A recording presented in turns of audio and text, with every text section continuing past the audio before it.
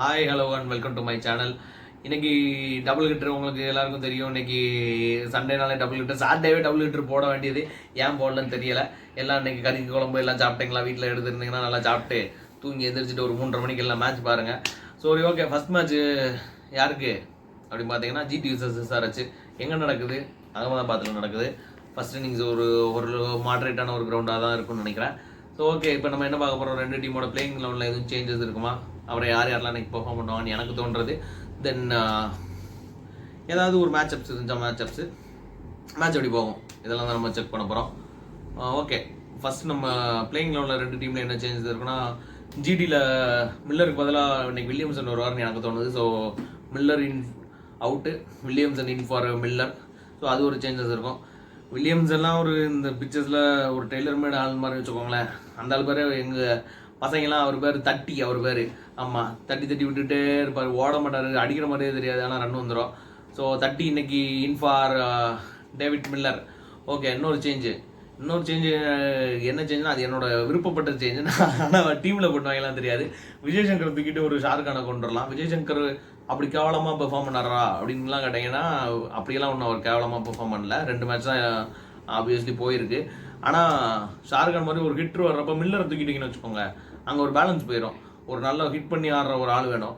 ஷாருக்கானுக்கு கொடுக்கணும், ஷாருக்கான் அதை யூஸ் பண்ணணும். நிறைய விஷயம் இருக்கு. ஏன்னா ஷாருக்கானுக்கு நிறைய பஞ்சாபில் சான்சஸ் கொடுத்தாங்க. பஞ்சாபில் அதிக வாழ்க்கை பெற்ற ஆள் ஷாருக்கானாக தான் இருப்பார். பட் இருந்தாலுமே அவர் பெருசாக ஒரு இம்பாக்ட்ஃபுல்லாக ஆடல. ஸோ ஷாருக்கான் உள்ளே வந்தார்னா அவர் ஒரு ஆஃப் ஸ்பின் போடுவார், அந்த ஒரு வெரைட்டி கிடைக்கும். ஓகே, அதனால் ஷாருக்கான் உள்ளே வரணும்னு நான் விருப்பப்படுறேன். ஷாருக்கான் உள்ளே வருவார். அப்புறம் நூர் அகமது உள்ளே கொண்டு வந்தால் நல்லாயிருக்கும். ஆனால் நூர் அகமது எப்படி ஃபிட்டின் பண்ணுவாருங்கன்னு தெரியல. நூர் அகமதுக்கு பதிலாக ஆல்ரெடி ஷாய் கிஷோர் ஒரு லெஃப்ட் ஹேண்ட் ஸ்பின்னர் நல்லா சூப்பராக போட்டுட்ருக்காரு.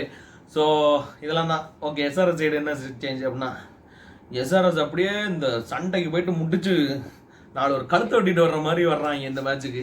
ஒரு பயங்கரமான டீமாக தெரியுது, ரொம்ப டேஞ்சரஸான ஒரு டீமாக இருக்குது. பட் நீங்கள் அதில் பார்த்தீங்கன்னா, இப்போ நம்ம RCB சென்னை மேட்ச்சில் ஃபஸ்ட்டு ஒரு 3 விக்கெட் கலட்டினாங்க. அது மாதிரி இப்போது சென்னை மேட்ச்சுக்கு இதுக்கு சம்மந்தம் இல்லை. இந்த மேட்ச்லேயும் அதே மாதிரி ஒரு SRHோட ஒரு 3 விக்கெட்டை ஃபஸ்ட்டே ஒரு GT ஒரு 25 ரன்னுக்கு 3 விக்கெட் அப்படி கொண்டு வந்து பண்ணாங்கன்னா, பயங்கரமான ஒரு SRHக்கு டஃப்பான டாஸ்க் தான். பார்க்குறக்கு உங்களுக்கு பெரிய ஒரு புதிரியான ஒரு சைடாக இருக்கும். ஆனால் அதில் ஒரு பெரிய வீக்னஸ் இருக்குது. இடையில லோட வந்து ஆர்டரில் அவங்களுக்கு பெருசாக ஆள் இல்லை. ஏன்னா ஸ்டார்டிங்கில் ஹெட்டு அபிஷேக் சர்மா, கிளாசனு, மார்க்ரமு இவங்களாம் ஆடிடுவாங்க. அடுத்து பார்த்தீங்கன்னா சமத், இந்த மாதிரி கொஞ்சம் பெரிய ஷபாஸ் அகமது ஓகே. பட்டு பயங்கரமான ஒரு பேட்டரா ஷபாஸ் அகமது அப்படின்னு கேட்டிங்கன்னா, எனக்கு தெரிஞ்ச வர டீசெண்டான பேட்டர் நான் தான் சொல்லுவேன். பயங்கரமான பேட்டர்லாம் இல்லை. ஸோ அவங்களுக்கு ஒரு அந்த வீக்னஸ் இருக்குது.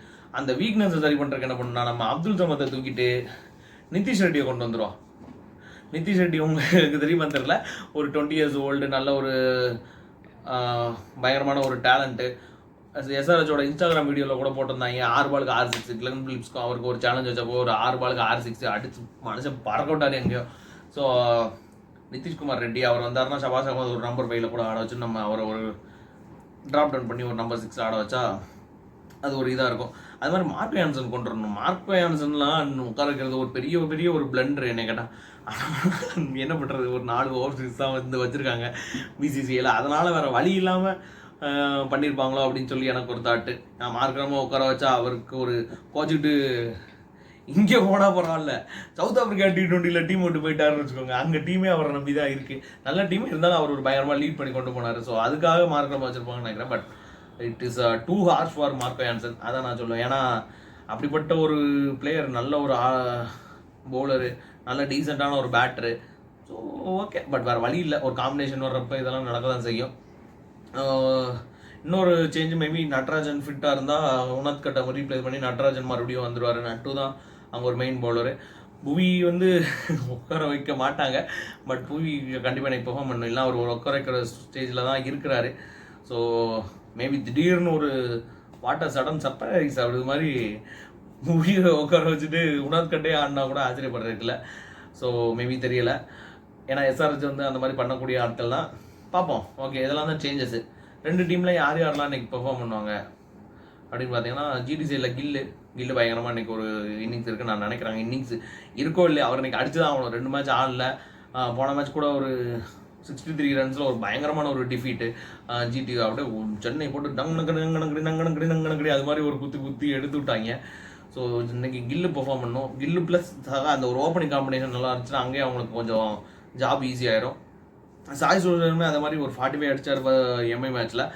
ஆனால் பயங்கரமான ஒரு இன்னிங்ஸ் இல்லை. அவரோட ஸ்டாண்டர்டுக்கு மேபி இன்னும் கொஞ்சம் அடிக்கலாம். பட் அவர் இன்னைக்கு பெர்ஃபார்ம் பண்ணுவாரா அப்படின்னு கேட்டிங்கன்னா எனக்கு தெரிஞ்சு பண்ண மாட்டாருன்னு எனக்கு ஒரு இன்ட்யூஷனு. இன்னொரு ஆள் யார் பெர்ஃபார்ம் பண்ணுவான்னா வில்லியம்சன் ஸ்குவாட்குள்ளே வந்தால் வில்லியம்சனோட இன்னைக்கு ஒரு இன்னிங்ஸ் இருக்குது. நல்ல அவர் ஒரு 40 பாலுக்கு 95 ரன் அடிக்கிற ஆள் கிடையாது. 40 பாலுக்கு ஒரு 75 அடிப்பார். அது போதுமே. அது ஒரு டாப் ஆர்டரில் அடித்தா அது போதுமே. அதே மாதிரி திவாட்டியா பெர்ஃபார்ம் பண்ணுவார்னு நினைக்கிறேன். எனக்கு திவாட்டியா ஒரு ஃபினிஷிங் கொடுத்தா தான் நல்லாயிருக்கும். தென் சாய் கிஷோர், மோஹித் சர்மா இவங்களாம் தான் ஜிடி சைடில் எனக்கு பெர்ஃபார்மன்ஸாக இருப்பாங்க. ஓகே, இந்த சைடு ஹெச்ஆர் சைடு வந்தீங்கன்னா ஹெச்ஆர்ஸில் அடித்தாங்கன்னா எல்லாரும் அடிப்பாங்க. அங்கே கிளாசனு கண்டிப்பாக அடிப்பார். அவரை எவன் நிப்பாட போகிறான் எப்படி நிப்பாட போகிறான்னு தெரில. மோஹித் சர்மாவுக்கு ஒரு பெரிய சேலஞ்ச் இருக்குது இன்றைக்கி. எப்படி ஒரு ஸ்லோ பால்லாம் கிளாசனுக்கு போட்டால் கிழிச்சு பக்கத்தூருக்கு அனுப்பிச்சிடுவார். ஏன்னா நம்ம எம்ஐ மேட்ச்லேயே பார்த்தோம். எம்ஐ நிறையா ஸ்லோ பால்ஸ்லாம் ட்ரை பண்ணாங்க. நீ என்னடா சும்மா சின்ன பையன் மாதிரி போட்டுட்ருக்க அப்படிங்கிற மாதிரி அடிச்சு விட்டாரு. ஸோ கிளாஸும் கண்டிப்பாக பெர்ஃபார்ம் பண்ணணும். மார்க்கம் கிட்ட இருந்து மேபி எனக்கு ஒரு பெரிய இன்னிங்ஸ் வரலாம். ஒரு 75-80 அந்த மாதிரி ஒரு இன்னிங்ஸ் வரும்னு எனக்கு தோணுது. பட் பொறுத்திருந்தா பார்க்கணும். ஹெட் இன்னைக்கு எனக்கு அடிக்க மாட்டார்னு ஒரு இன்ட்யூஷனு. ஸோ ஓகே, மார்க்கம், கிளாசன், இன்னொரு பிளேயர் யாருன்னா ஷபாஸ் அகமது கொஞ்சம் டீசெண்டாக பெர்ஃபார்ம் பண்ணுவாரோ அப்படின்னு சொல்லி எனக்கு ஒரு இது. நட்டு வந்தால் நட்டு கண்டிப்பாக பெர்ஃபார்ம் பண்ணுவார் இன்னைக்கு. நட்டு மார்க்கண்டேவோட ஒரு கம்பேக் இருக்குங்க இன்னைக்கு. மார்க்கண்டே ஒரு ஃபர்ஸ்ட் மேட்ச் ஒரு நல்லா போட்டார். போன மேட்ச் வந்து ஒரு அவரால் ஒன்றும் பண்ண முடியாது. ஒரு எல்லாருமே அடி வாங்கினாங்க, எல்லாருமே செம்மையாக அடி வாங்கினாங்க. ஸோ அவரை பெருசாக ஒரு குறை சொல்லி ஒன்றும் ஆக போகிறதில்ல. 452. ஸோ மார்க்கண்டேவோட ஒரு பெர்ஃபார்மன்ஸ் இன்னைக்கு இருக்குன்னு நினைக்கிறேன். ஸோ இதுதான் 2 டீம்லையும் ஒரு players to watch out. Okay, matchups என்னென்ன மேட்சப்ஸ் இருக்கும் அப்படின்னா மோஹித் சர்மா வர்சஸ் கிளாசன். எனக்கு கிளாசன் கூட தான் வரும். ஏன்னா மோஹித் சர்மா ஒரு செகண்ட் இன்னிங்ஸில் ஒரு செகண்ட் ஆஃப் பவுலர் தான்.